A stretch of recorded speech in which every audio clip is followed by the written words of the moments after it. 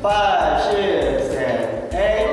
1, 2, 3, and 4. 5, 6, 7, 8. 2, 2, 3, and 4. 5, 6, 7, 8. And 1, 2, and 3, 4. 5, 6, and 7, 8. 2, 2, and 3, 4. 5, 6, 7, 8. Here, let's go. Idip pa ang braso, tapos ihataw ang katawan paligid.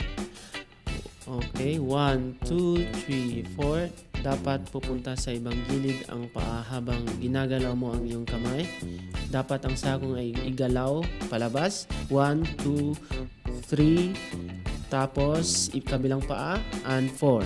Sa 3 and 4, huwag umalis sa bilang ng 3 and 4. Sa bilang ng 3, ihintay ang kamay at igalaw sabay sa panghuling galaw ng paa.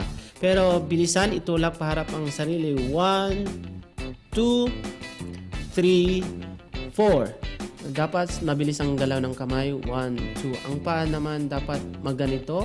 1, 2, 3, 4. Habang ginagawa mo ang ganitong steps, taas, baba, dapat maigi mong tingnan pareho ang galaw ng taas, baba,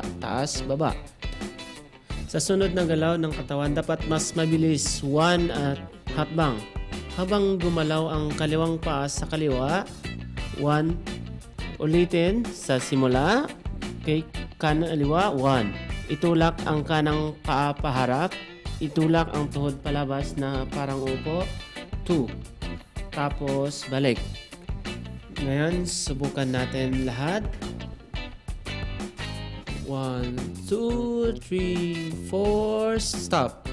1, 2, 3, 4. Ganito dapat ang kamay, suntok sa hangin o kahit na anong gusto mo. Tapos, 4 na hakbang. 2, 3, 4. Dito dapat aatras ang babae.